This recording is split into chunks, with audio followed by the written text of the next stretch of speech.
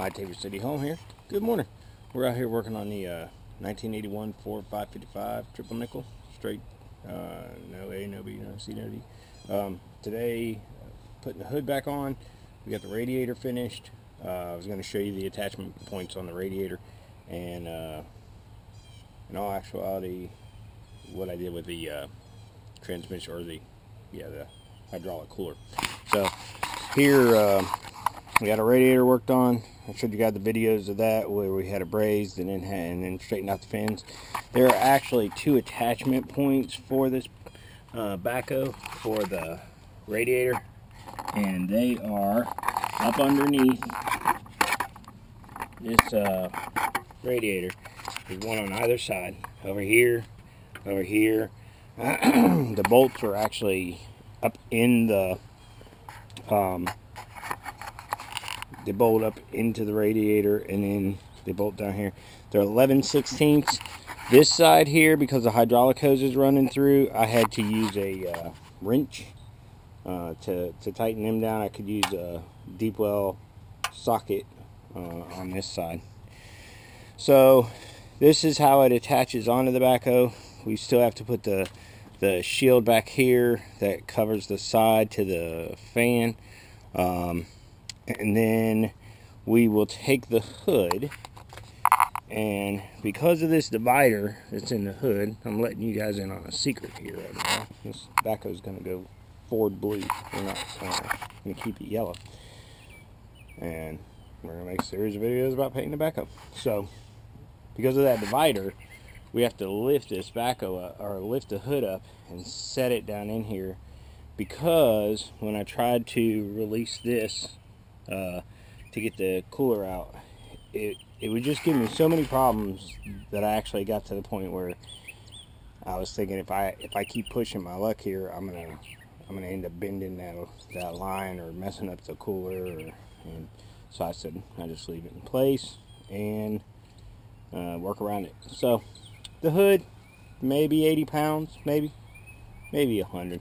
I'm thinking more like 80, but it's enough that if you don't have a come along system or some sort of a winch system, something like that, you can hook up. It's a two-person job. Go get that 20-year-old I keep feeding and have him help me put it on here. You guys, I made the video about how to get the hood off. You just follow the opposite directions, get it back on. And I think that's about it. We're going to try to get that done today, and then we're going to, if we get all that finished up and everything tidied up with that, we're going to come back. We're going to put the starter in today. One of the reasons is starter needs to be in before you put on the fuel filter assembly. And we're going to see, when I did the starter the first time, I had to take part of it apart to get it out of there. So imagine I'm going to have to take part of it apart to put it back in there. Yeah. I mean, that's where we're at. We're going to try to get that done today. I am still missing a 5/8 inch socket, and this thing is driving me crazy. Because with missing that 5/8 inch socket, my fear is the toolbox that it was sitting on was sitting up on the floor in the operator's area of the backhoe, and I'm thinking that I might have knocked it out of the toolbox down into the crankcase. So I have tried in every way, shape, or form to avoid opening that crankcase and looking for that thing in there, but I'm not going to roll this thing down the road until I know for absolutely certain whether or not it's in there, because I don't want to destroy anything in there. So, alright, one thing is the two hookups for the cooling of the transmission fluid, and they are going to be on the back here. That's a 1-inch wrench. You need to make sure those get hooked back up as well. Well, I'm sure Miss Tabor City home will be happy when this thing's done, because ain't nothing else getting done around this joint at the moment. All right, so hood is back on the backhoe, and went through a couple different things getting it on there. A couple things, you know, in the video showing how to get the hood off. We talk about moving the weights and getting the weights back on. When you put the hood back on, when you get these front two bolts that are up under these weights on there, get you a pry bar and stick it under this lip back here and just give it a little bit of a lift, and that'll align the back holes so you can get the back holes screwed on there.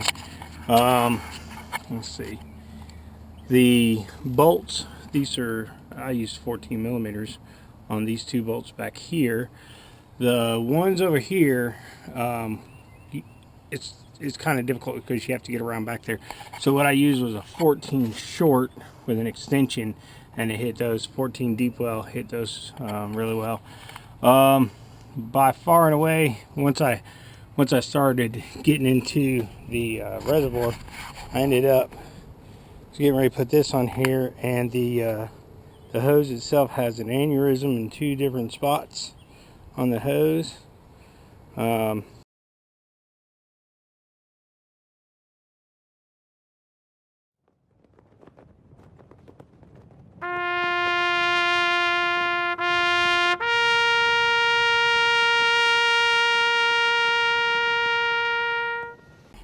Moment of silence for that battery. Whatever. Okay, so as I was saying, 14 millimeter shallow socket extension gets behind there. 14 millimeter deep well got in there easy. The reservoir, way I'm gonna tell you, you will want to beat this thing. Put the bands with the rubber under them onto the good lord, I can't even think of what to call braces. We'll call those braces. Put the bands on the braces. Don't tighten them all the way down. Then put this thing in, get the braces past these, and then lift it up into place. The entire time you're gonna have up in here, there's this little breather hose.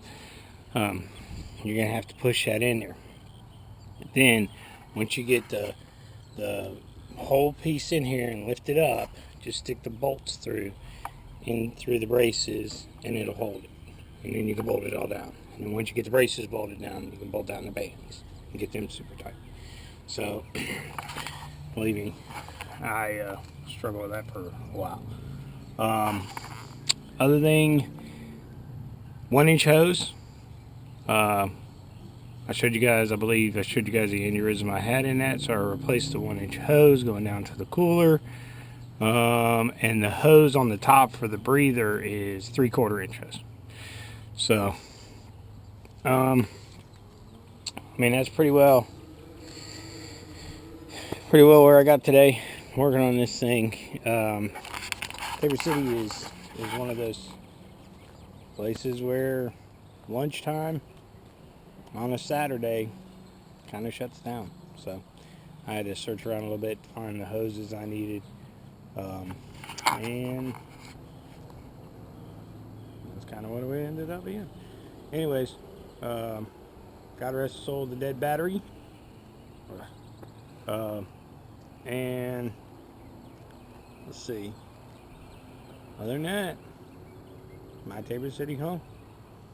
Mark on your backhoe. Alright? Let's have a great day.